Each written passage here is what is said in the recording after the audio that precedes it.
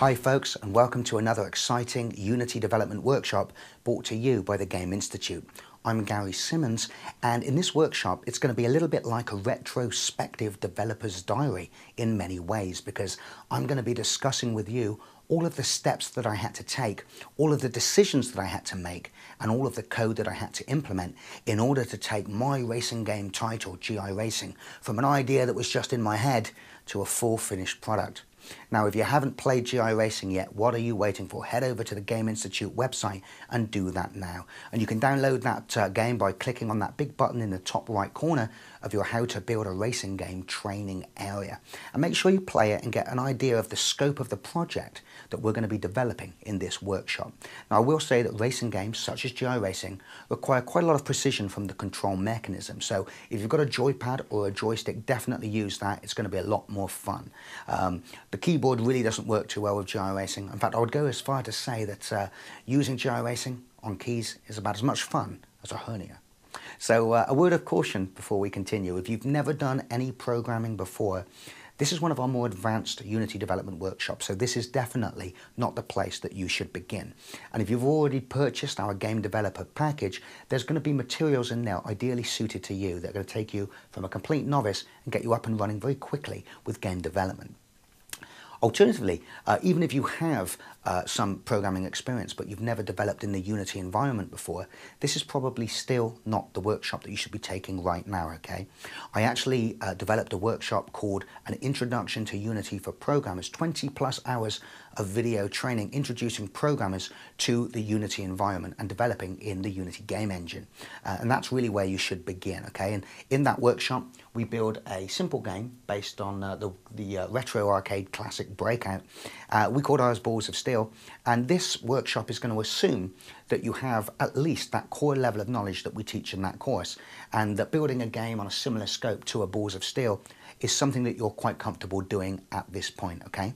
So assuming you don't fall into those previous two categories, that means you're all set to take this workshop and you're a software engineer. And it's important to realize then that in this workshop we will be expecting you to dig around in the code plenty of times by yourself, okay? That this project is just way too big for me to cover every single line of code in every single script. Now, don't get me wrong, there's going to be lots and lots of code discussion, naturally. But some of the more secondary or tertiary systems, I may discuss their implementation from a slightly higher level and only really drill down on specific sections of code that I consider very important to the discussion that I'm having. So let's talk a little bit about what this workshop is and what you get to download in the training area. Well, first of all, you've got the actual game itself, GI Racing. And as just mentioned, if you're in the training area, you can download that by clicking that big button in the top right corner. But then if you pull down the projects view, you'll also see some other downloads there. So let me explain what these are. Ideally, I wanted to give you the GI Racing source code project, naturally, because that would get you up and running very quickly. However, I can't do that because GI Racing uses lots of assets, tracks and cars that I had to purchase, and I'm just not allowed to distribute those to you guys. Now, I could have just given you all of the source code, but I really didn't want to do that because, in all honesty, setting up a race scene in GI Racing was a pretty time-consuming and complex affair. There were lots of relationships between various game objects that had to be established. There were loads of cameras that had to be assigned to track certain cars. There was the camera manager, which needed to manage all of those camera triggers that would cause a certain camera to kick into focus on maybe a very important turning so that you capture all of the action. Furthermore, all of the game objects, like the cars, for example, have lots of scripts attached to them, and each script has lots of properties that have to be set.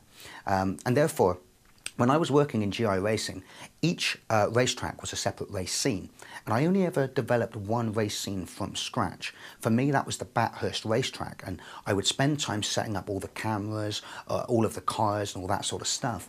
And then when I'd finished that scene and it was time to load in a new racetrack scene, instead of creating that new scene from scratch, what I would do is duplicate the Bathurst racetrack scene, rename it, for example, the Long Beach racetrack scene, and then I would import that Long Beach geometry, delete the Bathurst geometry, and then scale up and position the Long Beach geometry, finally moving the cars onto the starting grid of that racetrack. And that meant that I was literally just swapping out the geometry underneath the rest of the scene, and therefore all of those relationships between cameras and cars and the skid marks manager and the game manager and the AI manager were all maintained. Of course, for every scene, I did have to set up completely different AI data, obviously, because the AI opponents will need to know how to navigate around that track.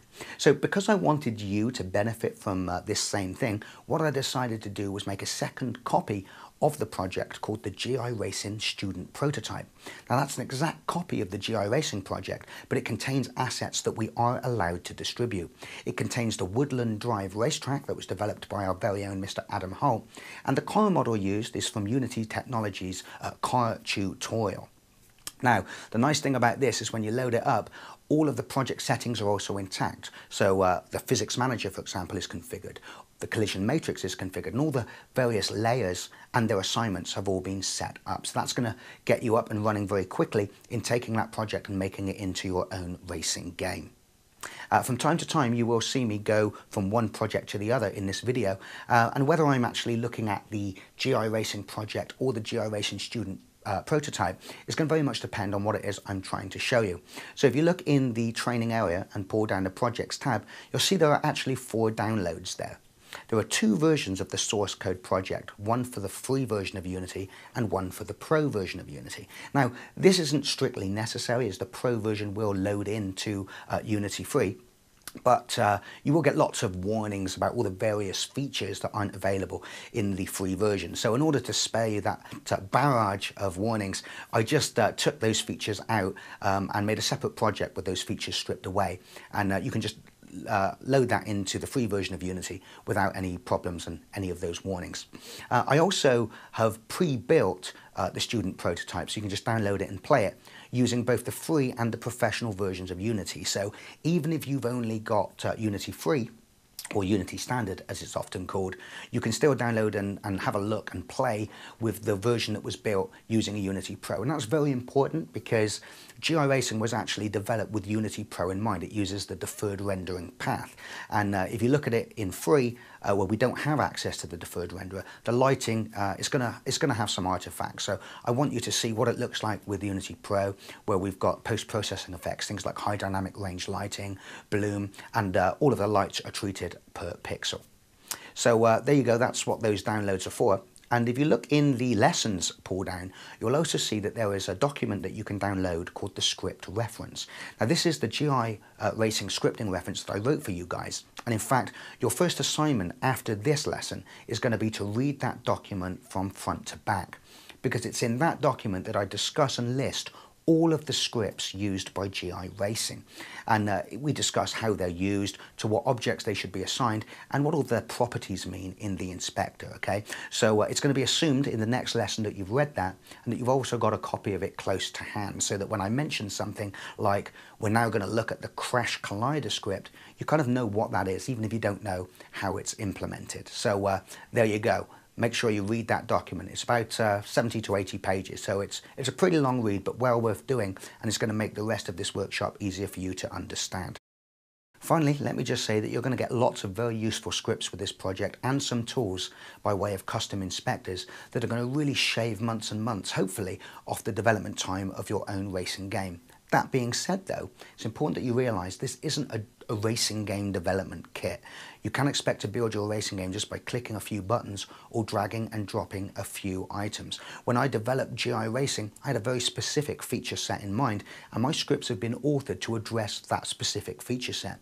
Your game is likely to have many different features to what I wanted to implement, and therefore you are going to be expected to go into some of my systems, perhaps expand on them, or even replace them entirely to tend to the feature set of your specific application. So in a nutshell, the way to view this workshop is like so. I'm the developer of GI Racing, and I'm going to tell you how I built it. And hopefully you can use that knowledge in part or in full when you're developing your own racing games. When developing a racing game, the two primary areas of focus, the areas that will make or break your game if not done correctly, are likely to be the way that the car handles, in other words, the car physics, and the artificial intelligence of the computer-controlled opponents.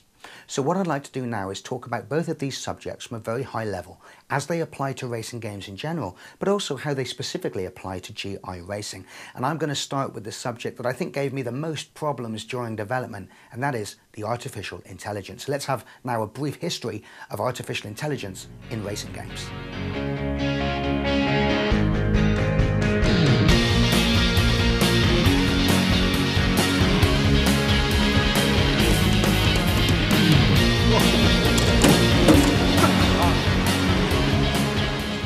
The arcade gaming revolution of the 1970s was quick to adopt the racing theme and turn it into profitable coin-op boxes.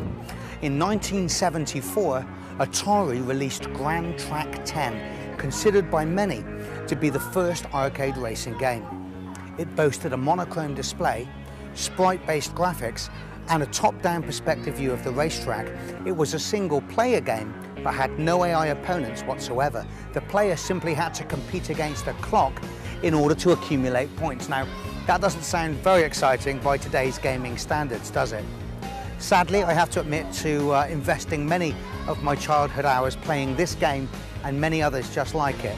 What can I say? We were wild, crazy kids. What the Grand Track 10 gaming unit did have, however, was a steering wheel, a 4-position gear stick, and acceleration and braking pedals, all of which were a first for an arcade machine, and that made it very, very cool indeed. In 1982, however, Namco released a game that would prove to be so popular and so groundbreaking for the time that it etched itself forever in the annals of gaming history. Pole Position went on to be the most popular arcade game of 1983 and the highest selling arcade machine in North America that same year. They sold a staggering 21,000 coin-op machines for around $16 million, and to get that in context, that's about $140 million by today's money.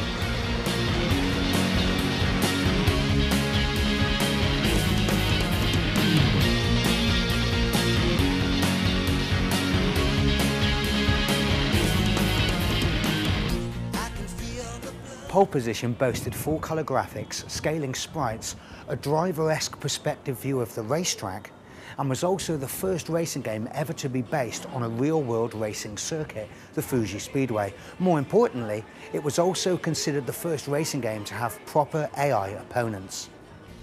Namco used a technique in Pole Position that I'm going to refer to as the pure driving line approach.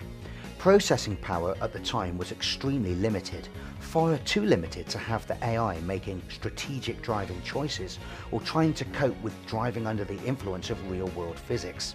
Instead, an approach was used where the path that the AI cars follow is modelled mathematically as a spline and created at development time using spline-based tools. A spline is just a polynomial function that can be piecewise defined to create smooth paths that fit the shape of any racetrack. The AI cars themselves actually made no strategic driving choices. Rather, their position was represented as a t-value in the 0 to 1 range and evaluated each frame using the spline evaluation function.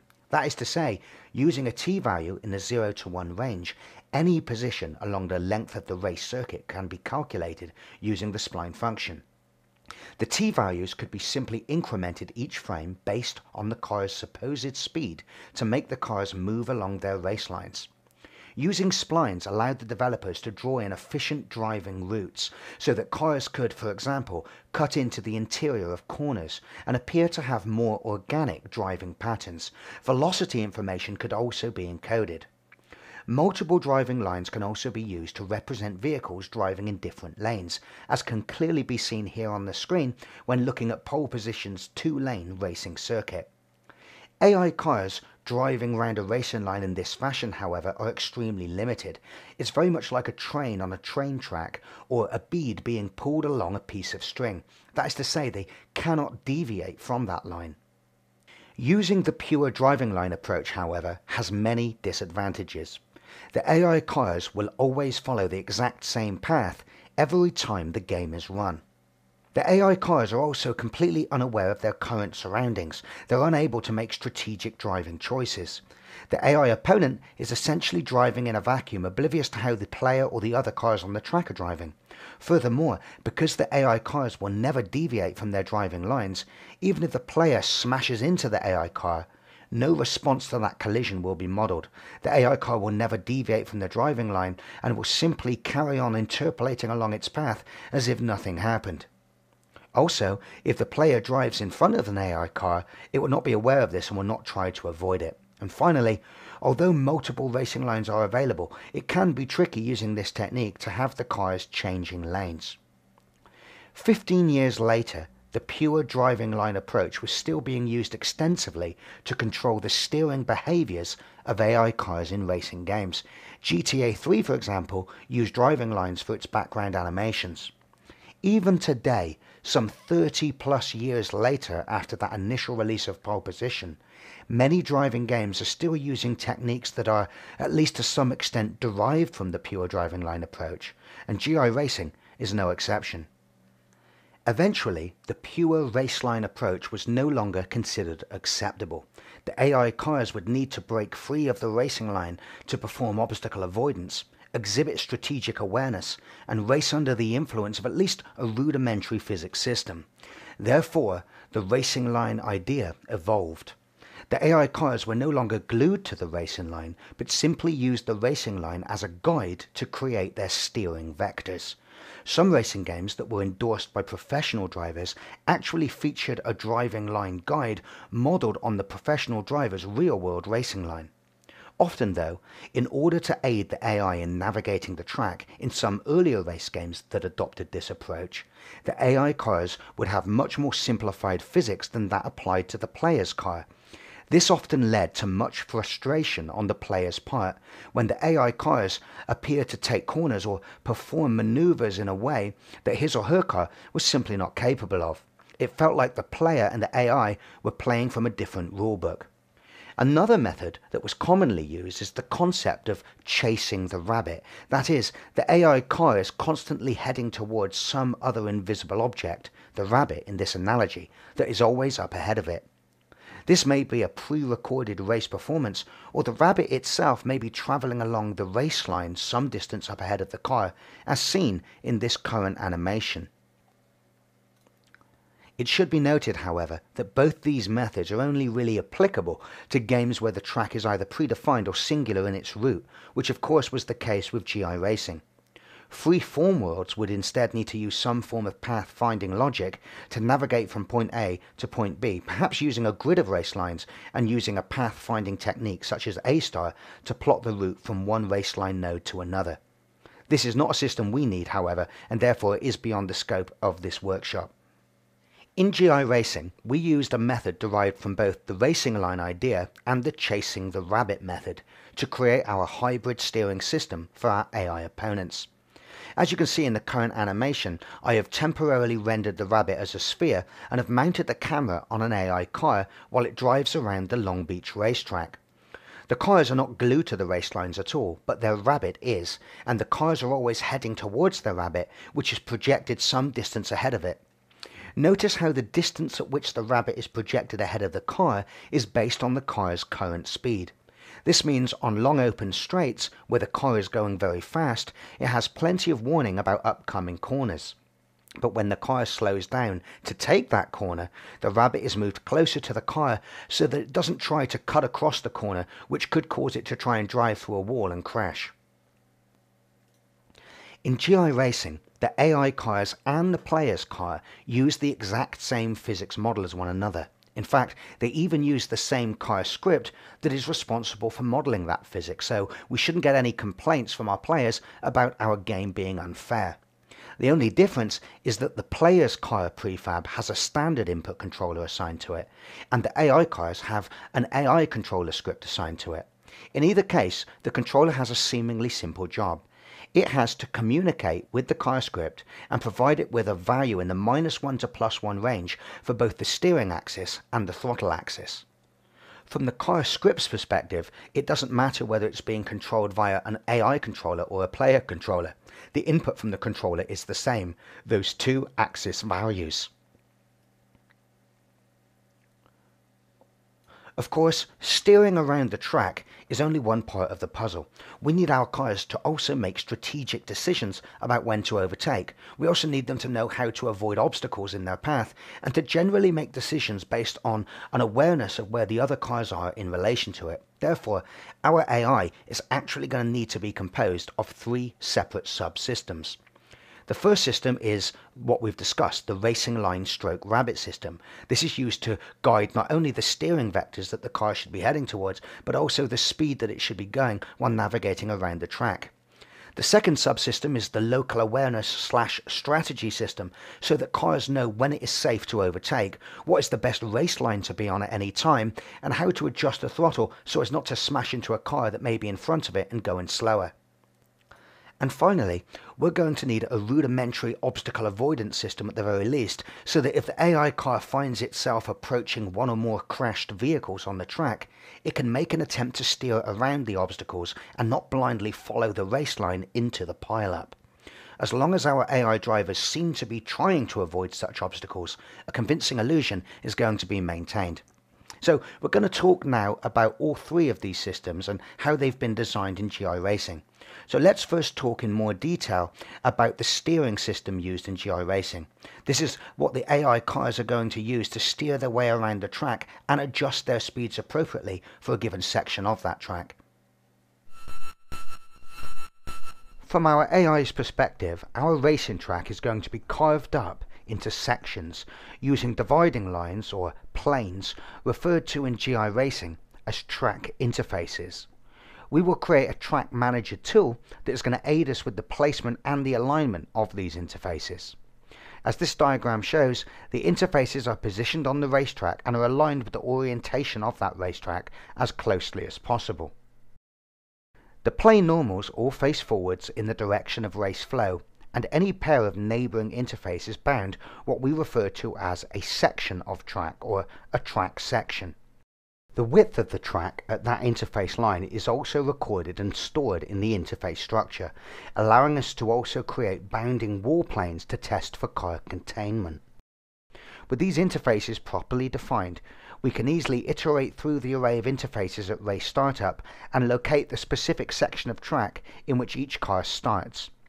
The width values stored in a connected pair of interfaces define the width of that section of track. This is also used by the AI controller during obstacle avoidance to calculate whether there is enough room to move around a car without leaving that section. It should be noted that it is perfectly possible and probable that an AI car may find itself while driving outside of its current section, and that's probably okay. In many situations you won't be hitting geometry or coming to any harm. That just very much depends on whether the piece of track that your car is driving on is physically bounded by barriers.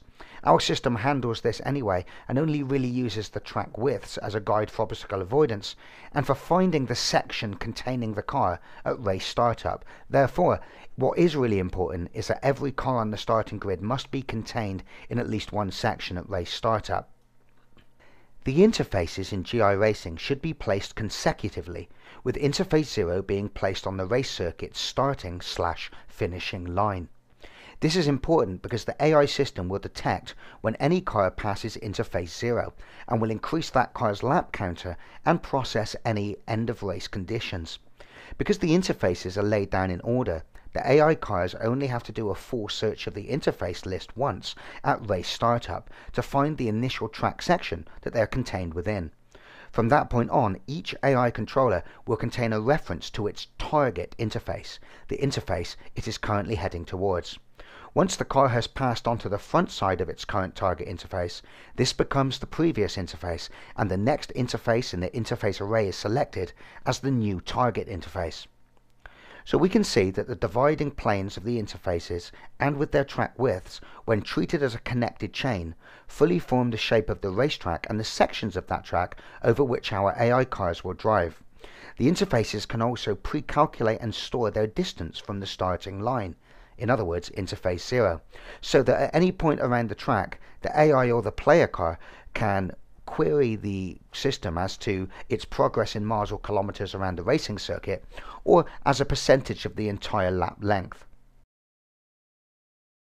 Each interface also allows us to add one or more raceline nodes to its dividing line, and these are used to define the actual driving stroke racing lines. A raceline node can be thought of as a waypoint for a given driving line, and multiple raceline nodes can be created at a given interface. Matching raceline node indices in a chain of interfaces form a racing line.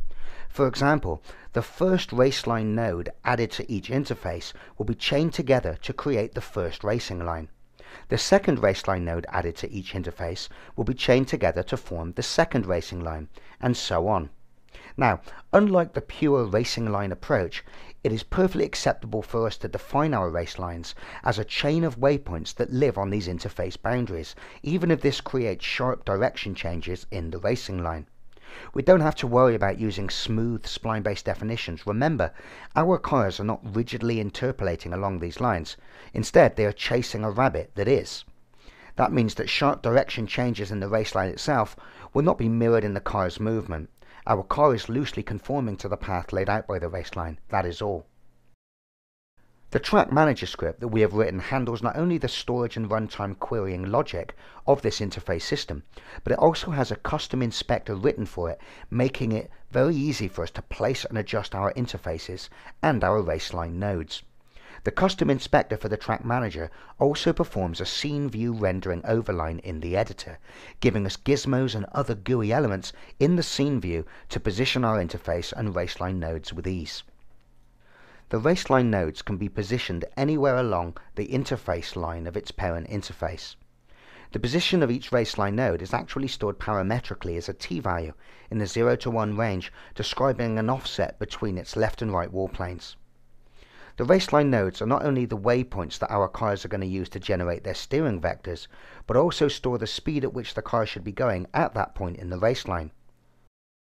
The interfaces also have a sphere of influence, which you can also adjust via the scene view or the custom inspector. Whenever the AI cars enter the sphere of influence of its current target interface, it will begin to linearly interpolate from its current speed towards the speed specified at the current target interface's raceline node, and this will be based on the current penetration into that sphere. The current target raceline node is the node in the current target interface corresponding to the raceline that this car is currently following. The spheres of influence for each interface can be adjusted individually, and this gives us a lot of control on a per interface basis over the exact point that the car should begin transitioning between its current target speed, in other words the speed that was assigned to it at the previous interface, and the new target speed, the speed stored in its current target interface, the interface it is currently heading towards.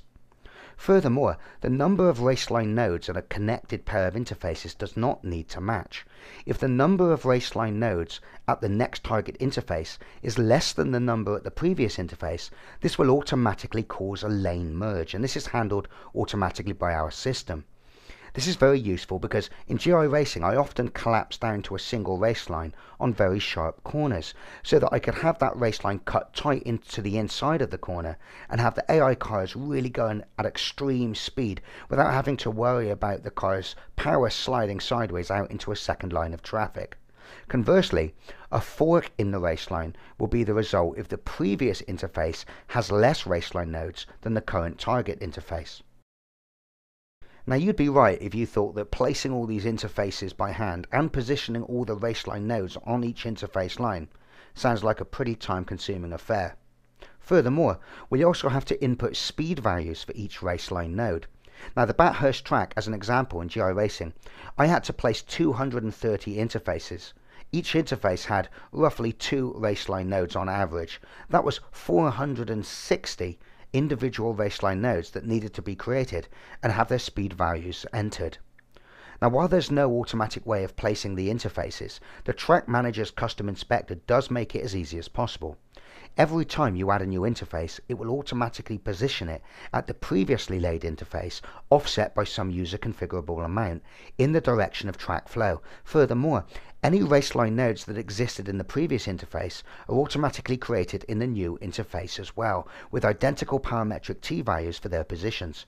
Of course, the position of any raceline node can be adjusted at any time, as can any property of its parent interface.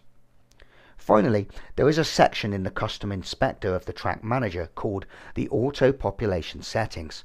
This contains a Generate Track Data button, which will run a function to pre-compute all speed data for every one of your raceline nodes. These values are based on certain parameters you set up, such as the minimum and maximum speeds for your AI cars, and a cornering bias that controls the scale at which speeds are reduced, depending on the steepness of the corner. There is also a full description on how to use this tool in the script reference, but it suffices to say that this function should only be run after you've finished laying down all of your raceline nodes. This is going to save you buckets of time, but fully expect to be tweaking with those speed values on troublesome corners for some time. After I'd laid down all my raceline nodes and generated all of my data in GI Racing, I would often spend maybe a couple of hours really running an AI car around that track, tweaking with those values and getting the maximum performance out of it, and basically curing any problematic corners where the cars might go sliding off the track. Now, at race startup, the cars will initially be assigned to a raceline. You should make sure though that the race lines that you define pass straight through the starting grid positions. Otherwise, it's going to look pretty unnatural if the cars start to race and immediately begin to steer at an angle to acquire their race line. In other words, you want the cars to start already aligned to the race line to which they've been initially assigned. Every AI-controlled car in our game has two important scripts attached to it. It has the car script, which takes controller axis values in the -1 to +1 range and uses them to control not only the turning rate of the car, but also the physical forces that are acting upon that car to propel it around the track. And each car also has an AI controller script, which is responsible for generating those axis values, among other things. Now, the AI controller script communicates with the Track Manager and performs all of its processing really in its fixed update method. And you will recall that it is this method that is called with each tick of the physics system. And in this case, it's the function that generates the final -1 to +1 range values for the throttle and steering axis that the AI controller is using to emulate a real-world controller. The function always tests to see if the car has passed its current target interface. Remember, every AI car is always heading towards exactly one interface, its current target. As soon as the car finds itself in the front space of that target interface's plane, this becomes the previous interface because essentially we've passed it, and the next interface in the Track Manager's interface array is selected as the new target interface. At this point, the raceline node of the new target interface that corresponds to the raceline to which the car is currently assigned is queried, and the speed value stored there is fetched and examined. At this point, if the car is within the target interface's sphere of influence, a new target speed is set based on the penetration of the car into that sphere. In other words, it's based on the distance from the car to the raceline node to which it's heading towards. The ideal situation being that by the time the car actually reaches the interface and its raceline node, its speed is now as close to the speed stored in the target raceline node as possible. If the interface it has just passed, however, is interface 0, the first interface in the Track Manager's interface array, this means we've completed a new lap. The lap counter is incremented and other end-of-race conditions are tested.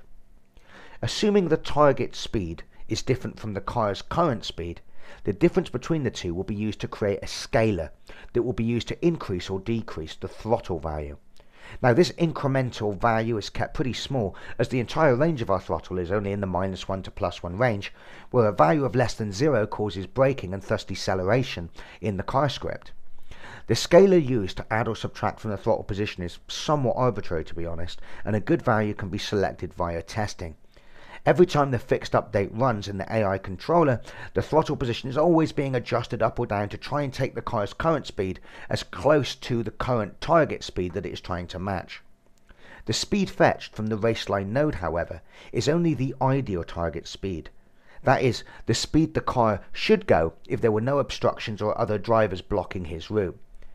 You'll see in the next section that after we've fetched the speed from the raceline node and set that as our target speed, next the local awareness and strategy system will do its thing and may override this target speed value if any obstructions present themselves. In order to calculate our steering axis value, we're going to need to know the target position that we're supposed to be heading towards. In other words, we need to know the position of the rabbit on the raceline. The AI controller calls the track manager's get road ahead function to get this position. The distance we wish the rabbit to be projected along our raceline is first calculated in the AI controller's fixed update method as a product of our current speed, and is then passed into the track manager's get road ahead function. This function first projects the car's position onto its raceline, P. P is then moved along the raceline, possibly passing through several interfaces as it does so, until the passed distance has been expired. That position, T, on our raceline is then returned to the AI controller by the get road ahead method. We must now generate a steering axis value that will turn the wheels of our car towards that location. To create our steering value, we first of all need to calculate the vector from our current position to the rabbit. This is computed by subtracting the car's position from the position of the rabbit that was returned by the get road ahead function. This is the position that we are essentially trying to head towards. We then zero out the y component of both our vector from our position to the rabbit and our car's forward vector, essentially projecting them both onto the same xz plane. We then need to calculate the sine of the angle between them.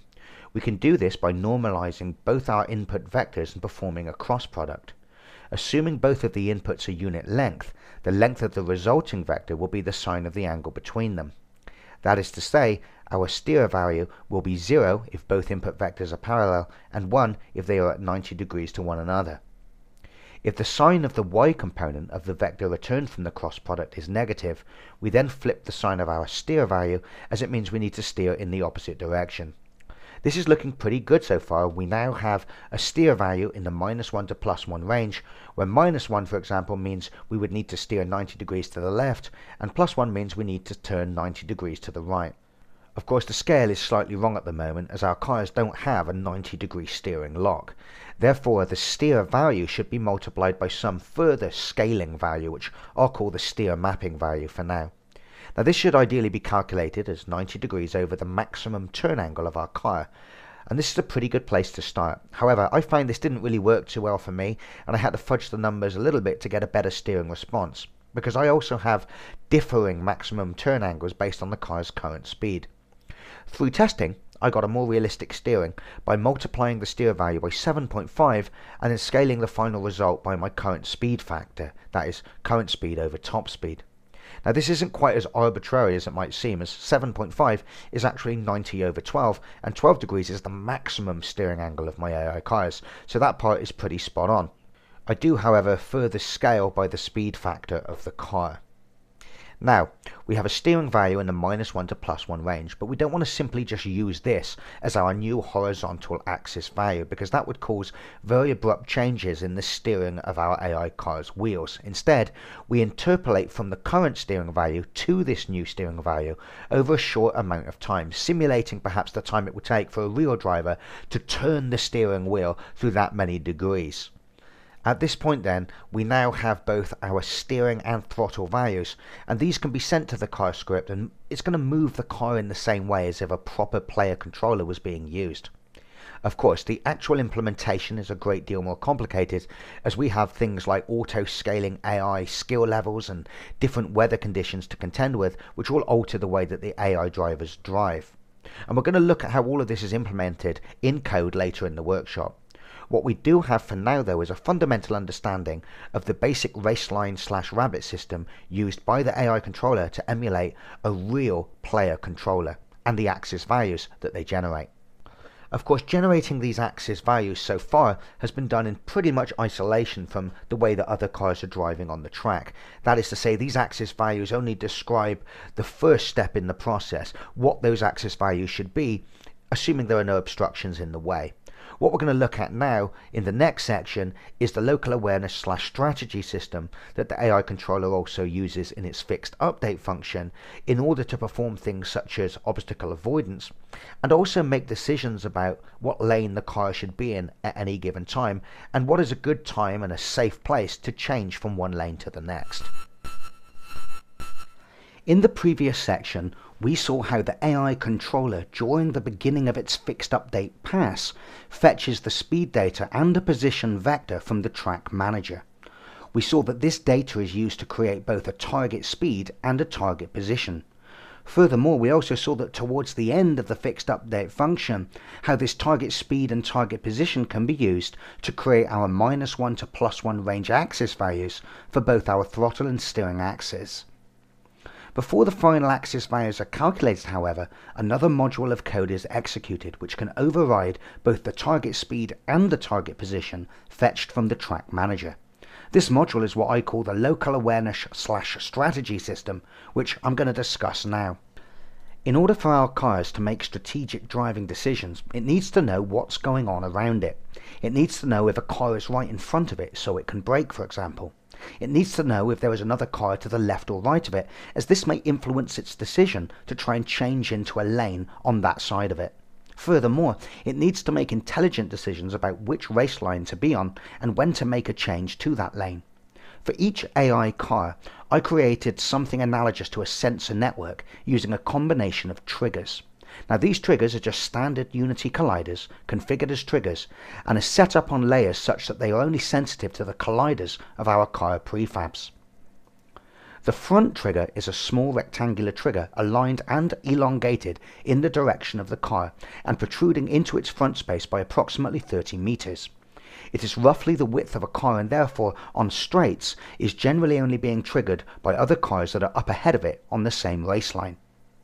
When any other car is found to be in this trigger that is going slower than our car's current speed, the target speed value will be overridden and set to a lower speed value than that fetched from the track manager, thus instigating a braking maneuver.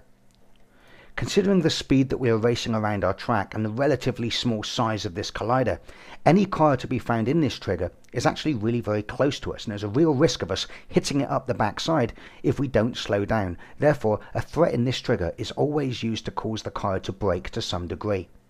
The severity of the slowdown or braking maneuver will simply be a product of how deeply that threat has penetrated into our front trigger. Threats in this trigger will never cause the steering vector suggested by the track manager to be overridden. It only causes the target speed to be overridden. Of course, this new target speed is now the one that will be used towards the end of the fixed update function to generate the throttle axis value as shown in the previous section. Two more triggers are used to provide sensor coverage to the car's left and right sides. On a straight piece of road, we can think of these as laying over and detecting any cars that might be in the race lines to your immediate left or right. The lane change decision-making process, which we will discuss in a moment, uses the left and the right triggers. That is to say, if the strategy system decides that the car should ideally be driving in a line to the right, but a threat has been picked up in this trigger, that lane change will be aborted. Only when the left and right triggers are clear of threats will the lane change logic allow the AI car to change lanes in that direction for fear of collision. Notice how the left and right triggers are actually quite large and extend some distance outwards both in front and behind the car.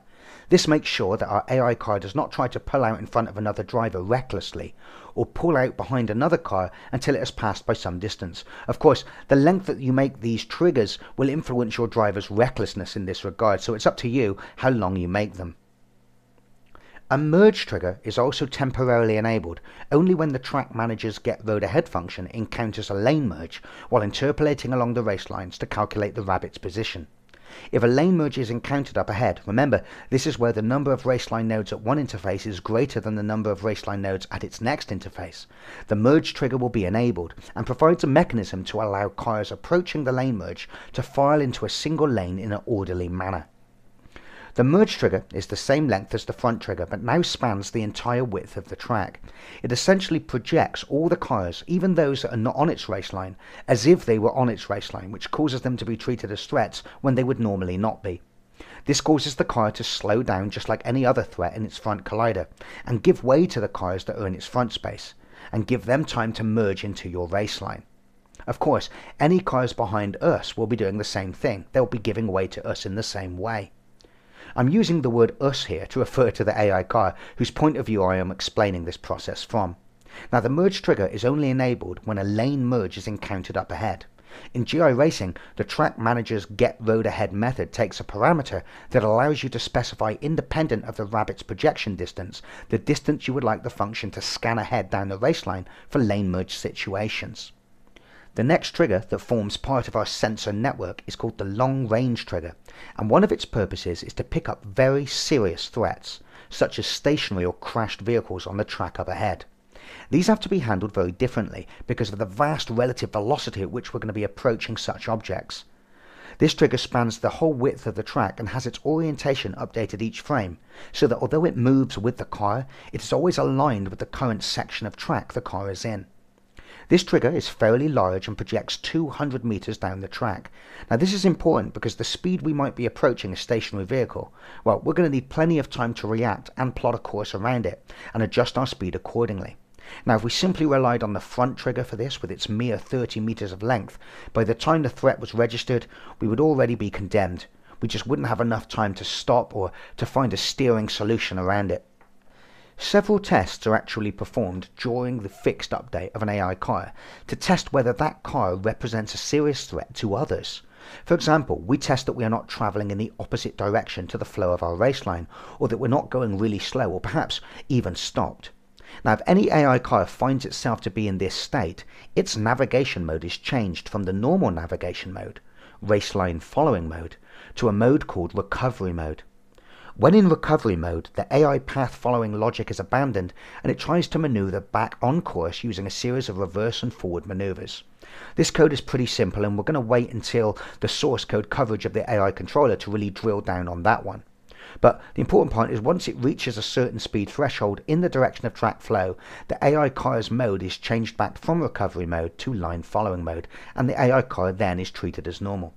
The more interesting bit, though, for now, is how the AI cars react to another car that is in recovery mode.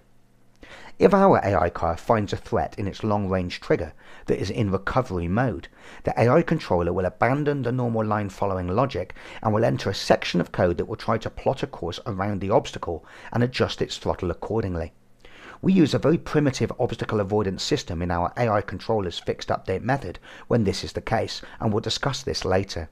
For now, though, the important feature of the long-range trigger is that it is this trigger that will examine threats that fall within its bounds, and if any are found to be in recovery mode, that means a serious track obstacle has been identified, and this information is stored in the AI controller so that the AI controller's fixed update method can identify this and can switch to obstacle avoidance mode.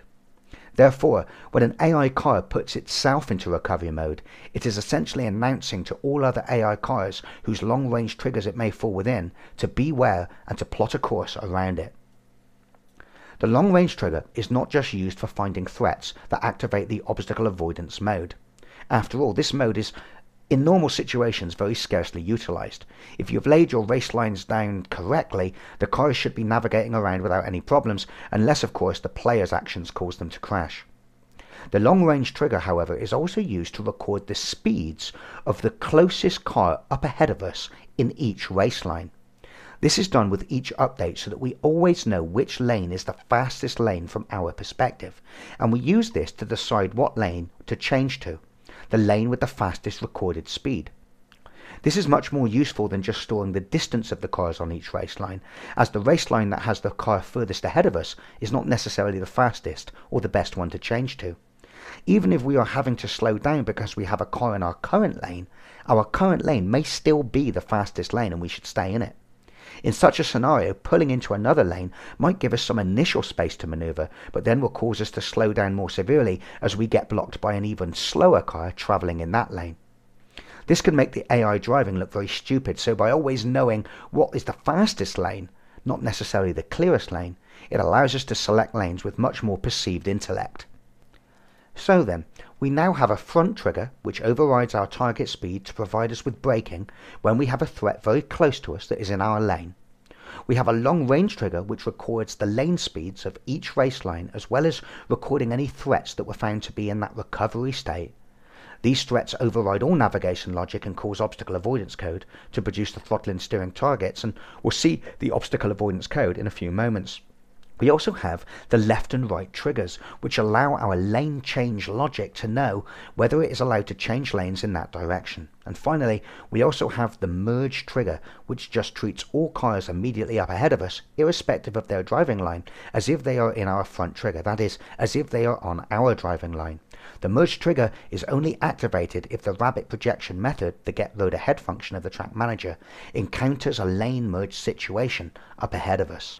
The triggers themselves have scripts attached to them which record and store all of this information in the AI controller, each frame, so the controller's fixed update method can use this information to make strategic lane change decisions. So how does the AI controller decide how and when to change lanes?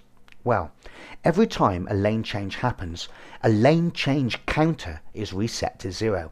It is incremented each update, and only when it passes a certain threshold again does the AI controller reassess the lane speeds recorded by the long-range trigger and change its lane index to the best one, once again resetting this counter. Furthermore, the threshold is based on the skill level assigned to the AI driver, so lower skilled AI opponents will assess the lane information less frequently than higher skilled drivers, making it appear as if they are driving less, well, skillfully. Of course, even if a lane to our left is the fastest lane, we will not consider changing into that lane if there is something in our left trigger. Of course, the same is also true for our right trigger. We will not consider moving into any lanes to the right of our current raceline if the right trigger is not clear of obstruction. The AI controller always keeps track of the index of the current raceline it is following, and it also keeps track of the raceline it was previously on. Whenever a lane change is decided upon, the current raceline index is recorded in the previous raceline index member, and the new raceline index assignment is made. Furthermore, a lane change interpolator value is also reset to 0 and begins counting up to 1 based on the lane change speed, which is a user-definable property.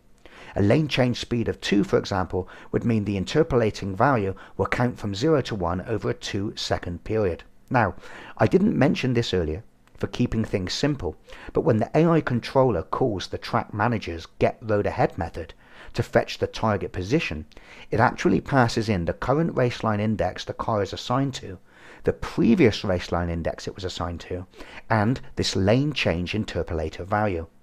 Assuming the interpolator value is between 0 and 1, it means the car is in the process of changing lanes. In this instance, the get road ahead function actually generates 2 rabbits behind the scenes, one for the previous raceline and one for the current raceline. Once it has these 2 projected rabbit positions up ahead on those racelines, it then uses the lane change interpolator value to calculate and return the real rabbit value, which will be somewhere between these 2 positions while the lane change is still occurring. This means we will not have abrupt lane changes, and our cars will slowly glide into their new lanes as the rabbit up ahead on the raceline slowly moves across from one raceline to the next. On the screen, you can see the coding logic of the section of the AI controller's fixed update function that performs this lane change processing. The lane change decision counter is incremented with each update. We then perform a conditional test to see if it is time for this driver to make a new lane change assessment. Now, we don't want this happening every frame, or the cars will always be erratically hopping from one lane to the next. Furthermore, you will notice how we tie in this decision frequency to the AI driver's assigned skill level, typically a value between 1 and 10. A driver of skill level 10 will get a chance to change lanes every 100 ticks. That's 2 seconds at 50 ticks per second. Whereas a driver of skill level 1 will have to wait 900 ticks, that's 18 seconds, between lane decisions. Every trigger has a script attached to it that will send any cars found within its bound to the AI controller with each update. The AI controller will store these threats in a GI race driver AI threat info object, and there's one of these threat info instances for each trigger named such as left threat, right threat, front threat, and so on.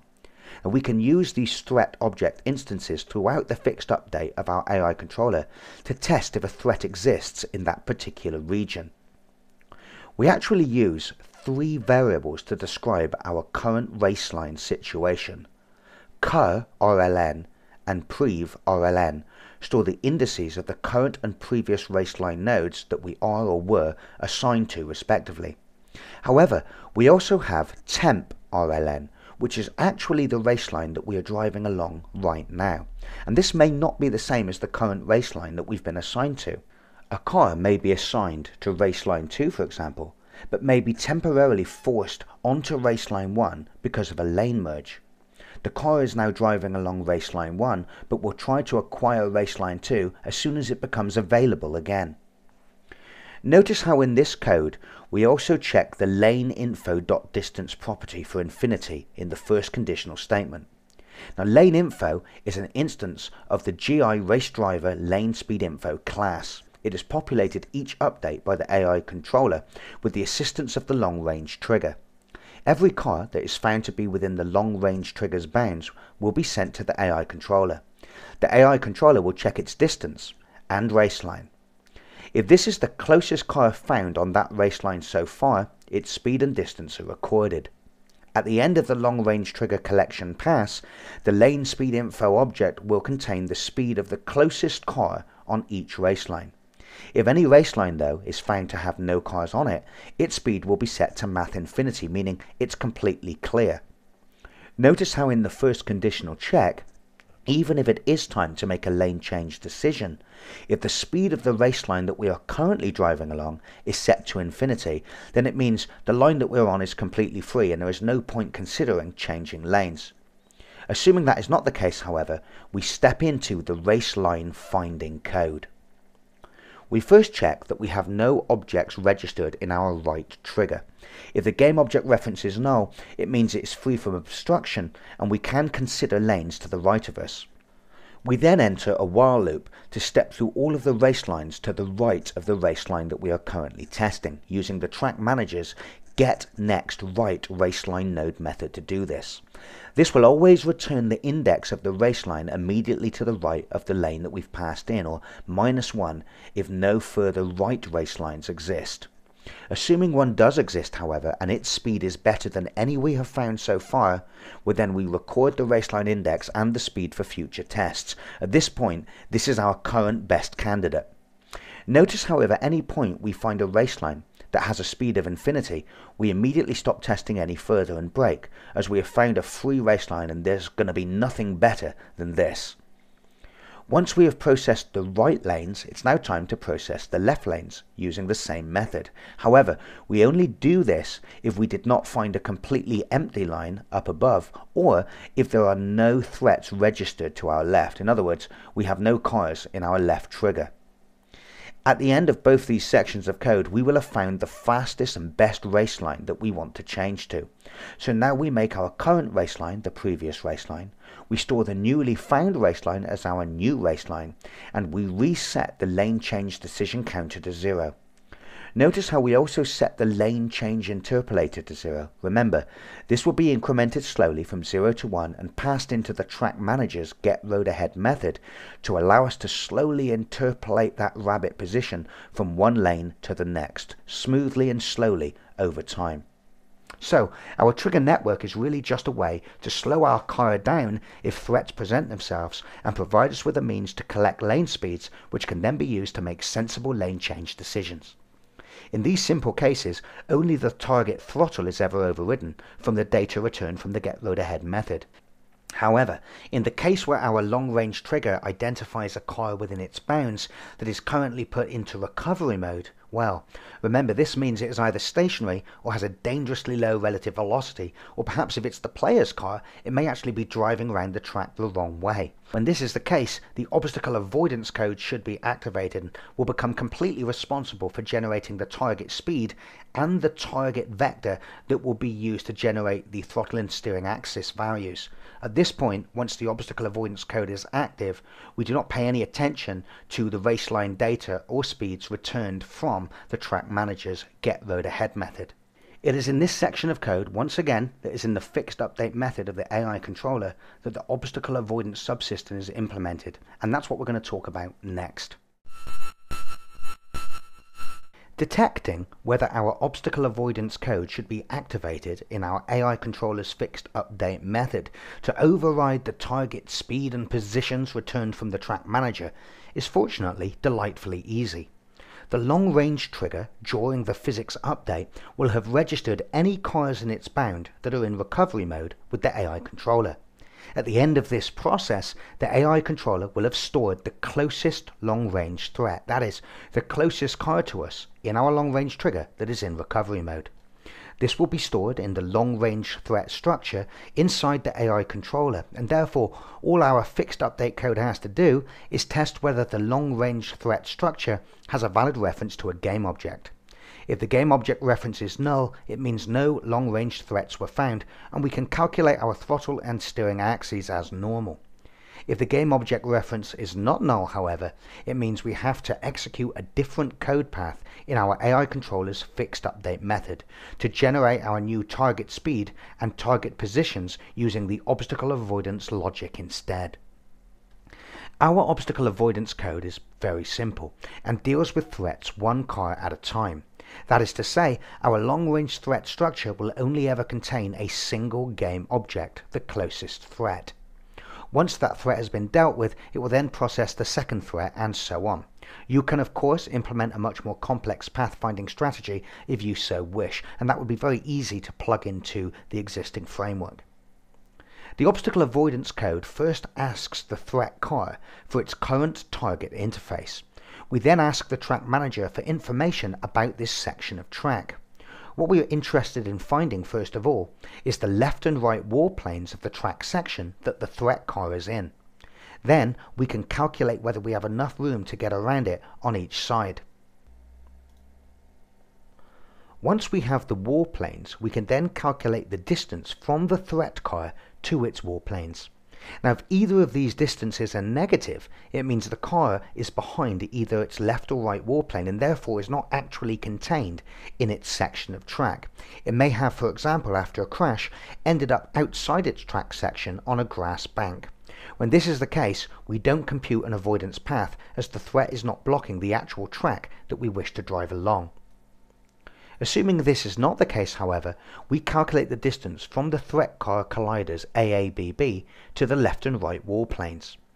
We don't use the center position of the axis-aligned bounding box, as that would give a false reading as to the actual width available for us to pass through on each side. Instead, we find the closest point on the skin of the AABB to each wall plane. This provides us with two distance values from the AABB, describing the available free space on the left and right side of the threat for our car to pass through. We then have to determine whether both sides of the car represent a valid choice. That is there enough room for our car to pass through? Now, in GI racing, I don't simply compare the width of our car against the distance of the threat to each of its wall planes. I make this instead a configurable width value.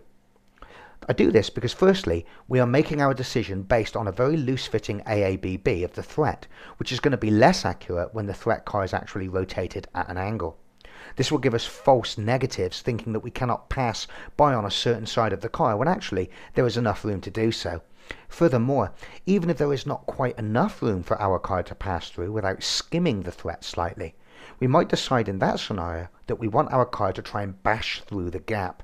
Therefore, rather than using our car's actual width, I always used a value that was a little bit less than our car's actual width.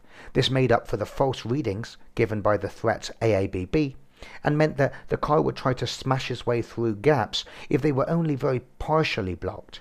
You can change this value to whatever you wish, however. So, we compare our left and right distance values against our car's width value and reject any side from consideration that has less distance than our car's width. If both the distance values are too small, we can't avoid the obstacle and simply start braking until we come to a stop.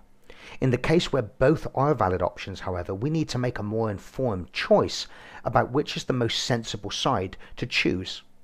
We do this by creating two potential rabbit positions, either side of the threat exactly halfway between the threat's bounding box and its wall planes. One of these positions will ultimately be chosen as our new rabbit position and used to create our steering axis. We just need to determine the best choice based on a number of factors that will be used to weight our decision.